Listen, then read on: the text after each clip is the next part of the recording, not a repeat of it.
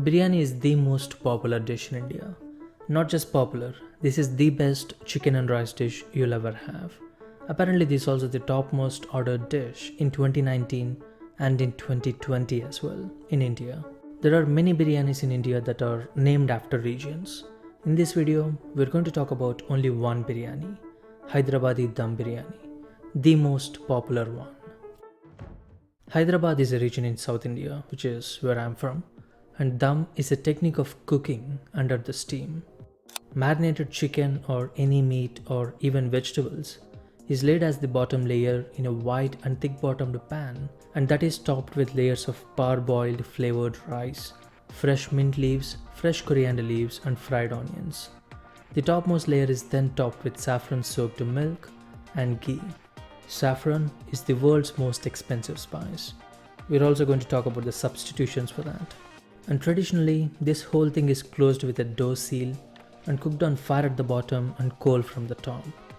So heat is from both top and the bottom. The chicken and rice inside are cooked in the generated steam, which results in fall apart chicken and nice fluffy rice.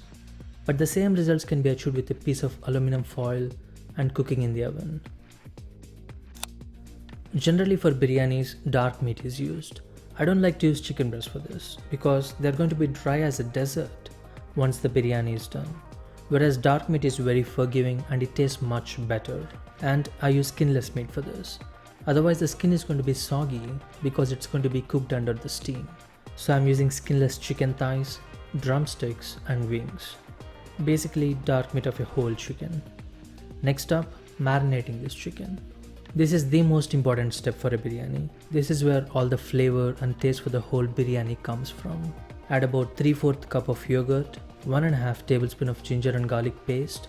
You can grate fresh ginger and garlic if you want. Salt. Estimate the size of chicken pieces and add salt accordingly. In my case, 2.5 tablespoons of salt for this. Red chili powder according to your taste. A teaspoon of turmeric powder, 2 tablespoons of coriander powder, and garam masala we made in the last video.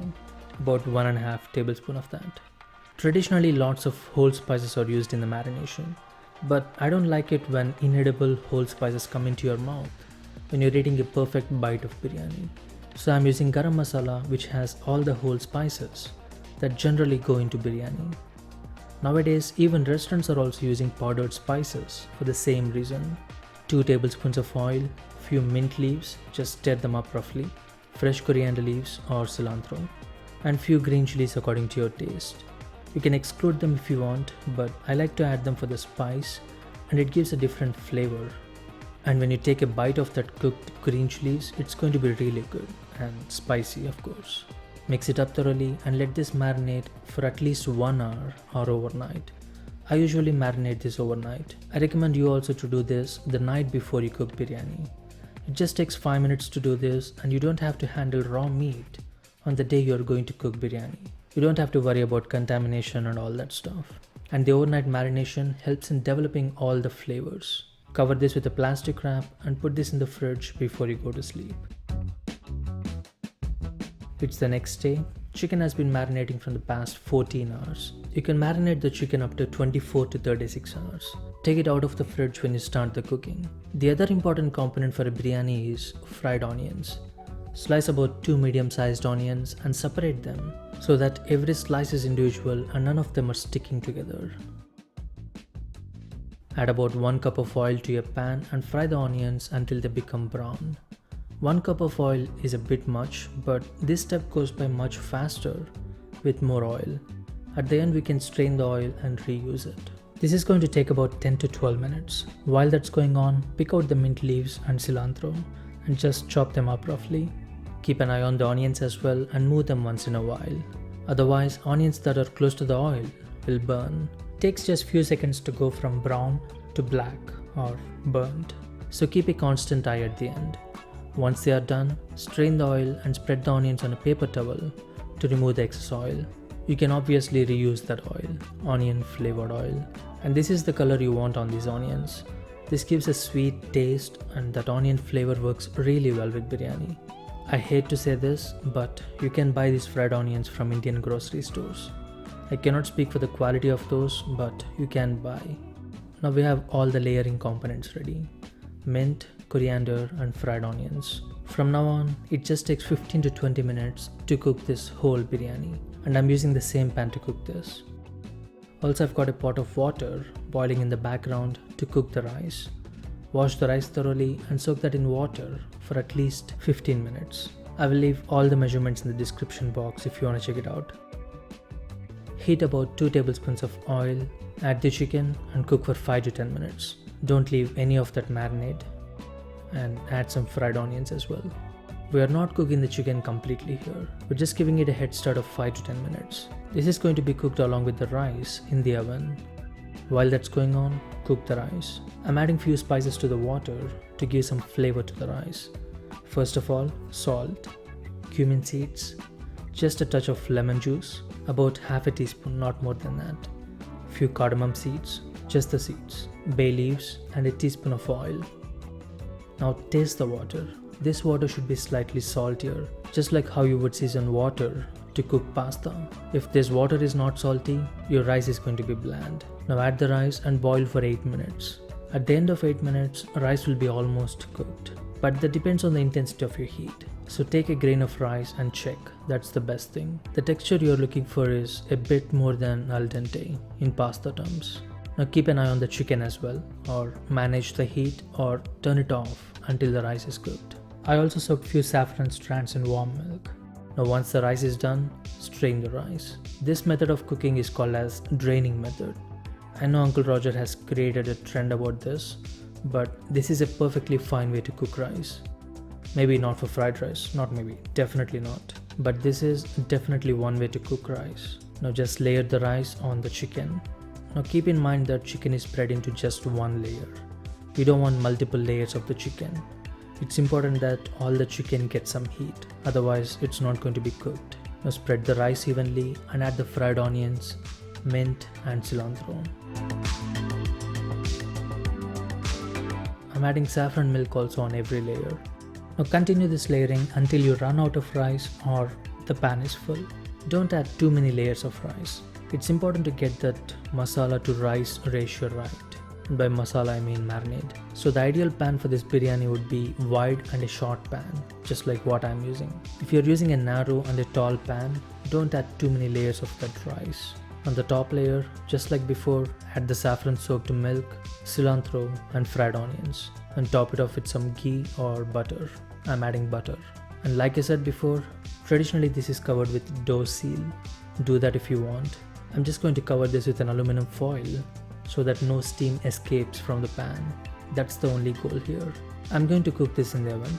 Let it sit on high heat for 4 to 5 minutes and put this in 300 degrees Fahrenheit or 150 degrees Celsius oven for 20 to 25 minutes. You can cook this directly on the stove top as well. For that, it's best if you cook the chicken for more time before you layer the rice. Now this is the one with saffron, the most expensive spice in the world. You can do the same biryani without saffron as well. Presentation wise, there is not going to be any difference at all. And when it comes to taste, saffron gives a floral taste, which cannot be achieved by any other substitutions. So if you don't want to use saffron, make this without saffron. You don't have to add anything else. But if you want that yellow colored rice you get in restaurants, we will talk about that also in a minute. The one you're looking at now is the exact same thing we did before, but with chicken breast and no saffron. Same marination, everything is same. Put it on heat for few minutes and this goes into the oven along with the saffron one for 15 to 20 minutes. By this time, your kitchen sink will be full of dishes. It's going to take about 5 to 10 minutes to wash these, which is totally worth it for this biryani. And now would be the best time to wash those while you wait for the biryani to cook. It has been about 25 to 30 minutes for both of these. Let's open them up and see what happened. You can clearly see the difference now, but I'm going to plate this up and let's see if we can find any difference.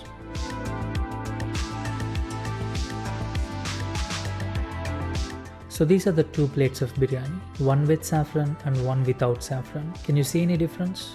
I'm editing this video right now and I cannot see any significant difference. So looks wise, there is not going to be a significant difference unless you add too much saffron. But if you add too much saffron, it's going to be floral and it's a totally different biryani. When it comes to taste, there is a difference. I can clearly taste the saffron, but it's not like it's not good if there is no saffron. Both of these are really good and I could eat any one of these or both anytime. If you want that yellow colored rice, you can replace saffron with turmeric powder. It's like a cheap substitute, just for color, not taste. It's like turmeric milk instead of saffron milk. That's what almost everyone does, and I did that many times. But turmeric powder is a spice that has to be cooked in oil. Raw turmeric powder is not that pleasant to eat, and if you add too much of it, it ruins the whole biryani. So instead of adding it to milk, add it to hot oil. It kind of cooks the turmeric powder and you have turmeric oil, just like chili oil. Heat some of that onion flavored oil along with butter and add that to some turmeric powder. Give it a stir and let that oil cool down for a few minutes. Once it's cooled down, all the turmeric powder is going to settle down at the bottom. You can filter out that turmeric powder and you have turmeric oil. Or you can just skim from the top and use it for this biryani. Color you get from this turmeric oil is going to be much vibrant when compared to saffron. If you want even more color, you can use food color as well. Sometimes you get red colored rice in restaurants and that is just food color. You can do that as well if you want. And usually biryani is served with raw onions. It's an Indian thing. Raita and one other component, which we are not going to talk about in this video. Raita, you must have heard of it already. It's very simple. Yogurt, finely chopped onions, green chilies, it's optional, salt and some black pepper. Add some water to adjust the consistency to your liking. You can also add some grated carrot or cucumber as well to this. And that's raita. These biryanis, I've been binge eating these biryanis one after another. I'm done with one. I'm still eating the second one. This is the one without saffron. These are so good. I'm stuffed and tired of eating. I'm still going to finish this. I'm just taking a break, I guess.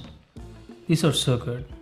Spicy in the sense of flavorful and no whole spices coming into your mouth, and every bite is so perfect. And when you're making a plate of biryani, it's important to include all the layers of biryani. The bottom layer is the most important one. That's where all that marinade and masala is. So it's important to include that bottom layer. That bottom layer and all the other top layers, which is nothing but plain rice, go hand in hand. Some of you might have freaked out because I was eating with my hand.